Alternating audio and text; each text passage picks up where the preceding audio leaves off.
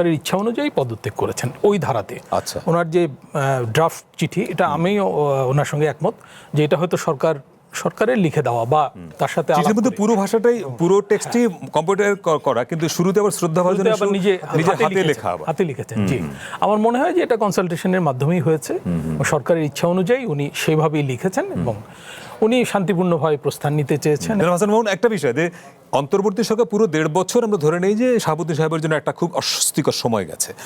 গত 5 মাস সেই অস্বস্তিটা ছিল না। আমরা দেখেছি যে রাষ্ট্রীয় অনেক অনুষ্ঠানে কিন্তু জনাব শাহাবুদ্দিন অংশ নিয়েছেন। উনি জয় বাংলা বলা লোক, কিন্তু বাংলাদেশ জিন্দাবাদ স্লোগান দিয়েছেন, জিয়াউর রহমানের ভূয়সী প্রশংসা করেছেন। আবার সংসদে প্রথম যে ভাষণটা দিলেন সেখানে আওয়ামী লীগের ব্যাপক সমালোচনা করেছেন। অর্থাৎ উনি কিন্তু মোটামুটি বিএনপি আস্থাভাজন হয়ে উঠছিলেন।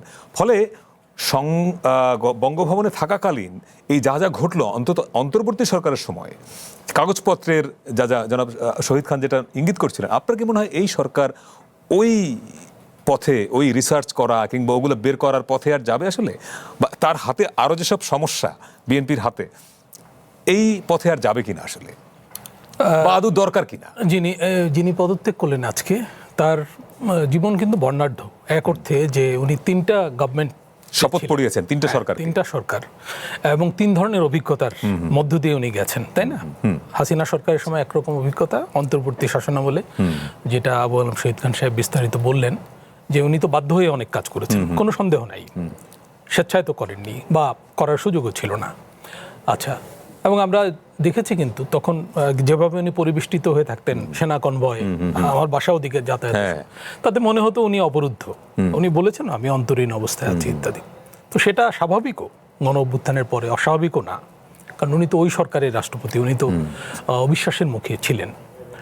আর বিএনপি সরকারের সময় মোটামুটি একটা ফ্রেন্ডলি পরিবেশ উনি পেয়েছেন, মানে স্বাভাবিকভাবে দায়িত্ব। উনি তো চিকিৎসার্থে লন্ডনেও গিয়েছিলেন, যেখানে বিতর্কটা তৈরি হয়েছে যে উনি কথা বলেছেন কিনা ক্ষমতাচ্যুত প্রধানমন্ত্রীর সঙ্গে। তো উনি আবার ফিরেও আসছেন। অনেকে কিন্তু বলছিল উনি আর ফিরে আসবেন না, ওনার জন্য নাকি ভালো অপশন ছিল ওইটা, ফিরে না আসা ইত্যাদি।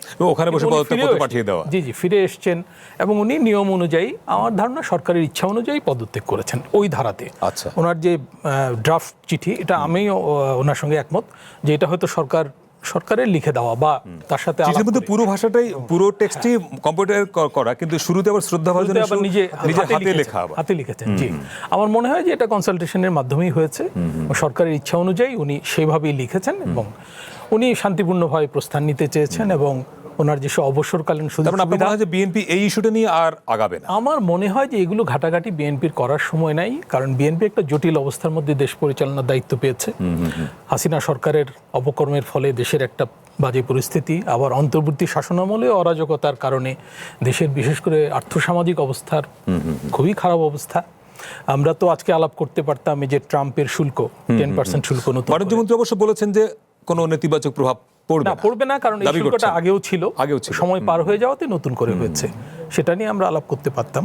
যাই হোক, তারপর দেশের কর্মসংস্থান পরিস্থিতি, বৈদেশিক ঋণ পরিশোধের চাপ, এগুলো তো জটিল। এর মধ্যে আবার একটা প্রাকৃতিক দুর্যোগ, তেলের দামের পরে গ্যাসের ক্রাইসিস, যে গ্যাস নিয়ে একটা বিরাট সংকট চলছে। পেট্রোল পাম্পগুলোতে মানে সিএনজির জন্য লাইন, ঘরে ঘরে গ্যাস পাওয়া যাচ্ছে না। এই সব পরিস্থিতির মধ্যে আমার মনে হয় না যে এগুলো বিএনপি ঘাটাঘাটি করবে। বিএনপি বরঞ্চ এখন একটু সংকটের মধ্যে আছে, যে 2-4 জনের নাম আলোচিত হচ্ছে, কাকে এক এক সময় আমরা সাংবাদিক হিসেবে খবর পাচ্ছি যে কেউ মঈন খান সাহেব এগিয়ে আছেন, কখনো মনে হয় ফখরুল সাহেব এগিয়ে আছেন। এইসব চলছে। আপনার কি মনে হয় যে দল থেকেই সিনিয়র কাউকে নিয়ে আসবে? বিএনপির তো একটা মানে এক্সাম্পল আছে, নন পলিটিক্যাল কাউকে রাষ্ট্রপতি করা, যেমন ইয়াজউদ্দিন আহমেদ ছিলেন।